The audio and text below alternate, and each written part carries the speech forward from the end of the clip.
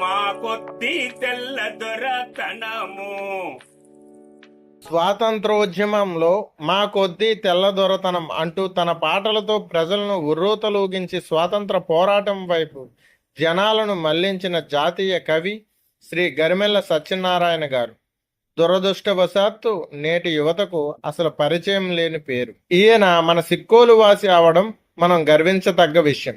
అలాగే దండాలు దండాలు భరతమాత అనే గీతమును ప్రజలకు ఎంతగానో జాగృతం చేసి గరిమెళ్ళ నిజాయితీకి నిర్భీతికి మారుపేరుగా నిలిచాడు. ఆయన గురించి తెలుసుకుందాం ఈరోజు. కవులలో దేశభక్తిని రగుల్కొల్పి ప్రజల్లో చైతన్యం తీసుకొని వచ్చి తన గేయాల ద్వారా విశిష్ట పొందినటువంటి గొప్ప కవి గరిమెళ్ళ సత్యనారాయణ గారు. గేయాలు పాఠక లోకాన్ని ఉర్రూతలూగిస్తాయి. వీర రసావేశంతో తొణికిసలాడుతూ చదివినటువంటి వారు దేశ స్వాతంత్ర్య ఉద్యమంలో పాల్గొనేటట్లుగా జాగృతిని కలిగించాయి. అటువంటి గేయాల్లో మా కొద్దీ తెల్లదొరతనం అనే గేయం చాలా ప్రసిద్ధిని పొందింది. గాంధీజీ ప్రభావమే ఎక్కువగా ఆనాటి కవుల్లో రచయితలు ఉండేది. ఆయన పిలుపు మేరకు రాజమండ్రిలో ఎఫ్ఏ చదువుతుండగా దాన్ని వదిలేసి స్వాతంత్ర ఉద్యమంలోకి వచ్చిన కవుల్లో గొప్పవాడు గరిమెళ్ళ సత్యనారాయణ. ఆయన శ్రీకాకుళం జిల్లా బేయాగ్రహారంలో జన్మించడం ఈ జిల్లాకు గర్వకారణమైతే ఆయన రచించిన పాటలు, పద్యాలు, వ్యాసాలు యావత్ తెలుగు జాతికే గర్వకారణంగా భావించారు. మా కొద్దీ తెల్లదొరతనం అని ఎవరు రాశారంటే ఎవరైనా సులువుగా చెప్తారు గరిమెళ్ళ సత్యనారాయణ అని. ఆయన పుట్టిన ఊరు ఎవరికి తెలియకపోవచ్చు, కానీ మా కొద్దీ దొరతనం రాసింది ఆయనేనని అందరికీ తెలుసు.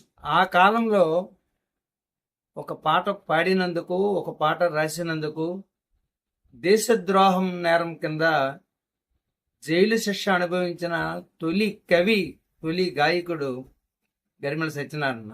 ఒక పాట రాసినందుకు, పాడినందుకు అరెస్ట్ అయిన వ్యక్తి దేశంలోనే మొట్టమొదటి వ్యక్తి గరిమెళ్ళ సత్యనారాయణ. అటువంటి వ్యక్తి ఆనాడు జమీందారీ రైతుల ఉద్యమాల్లోనూ, అంటరానితనానికి వ్యతిరేకంగాను, అనేక సామాజిక సమస్యలకు వ్యతిరేకంగాను పరిష్కార మార్గాలుగా ఎంతో సాహిత్యాన్ని సృష్టించాడు. ఒక పాటతో తెలుగు జాతిని ఒక ఉద్యమ మార్గాన్ని పట్టించిన వ్యక్తి అక్కడ విగ్రహం పెట్టి ఆ పుస్తకాలని స్పీకర్ చేతుల మీదుగా ఆవిష్కరణ జరిగింది. అంతవరకు ఆయన ఏమి రాశాడు, మా కొద్దీ తెల్లదొరతనం పాట తప్ప ఆయన ఏమి రాశాడు, ఎలా బతికాడు ఎవరికి ఏమీ తెలియదు.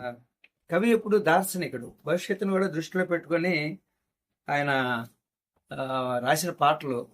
ఆయన అప్పుడే రాశాడు రైతు భజనావళి అనే పాటల సంకలనంలో జమీందారులకు వ్యతిరేకంగా పోరాటం జరుగుతున్నప్పుడు జన్మభూమి అనే ఒక పాటలో రాశాడు.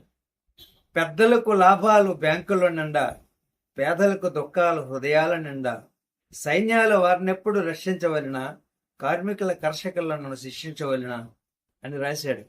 రాసిన తర్వాత చెప్పాడు, భాగ్యవంతుల వైభవములంటే నాకు బాధించు వ్రణమని బాగా తెలియండి.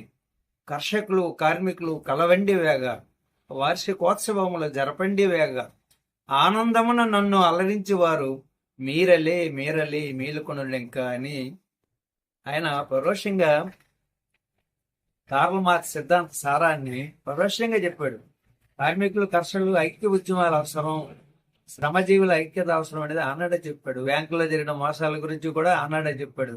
పెద్దవాళ్ళు బ్యాంకులు పెద్దవాళ్ళని ఏం చేయలేవు, పెద్దవాళ్ళని పీడిస్తాయని.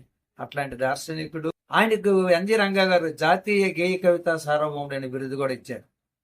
మరికొందరు ప్రజల పాటల త్యాగి అని బిరుదు కూడా ఇచ్చారు.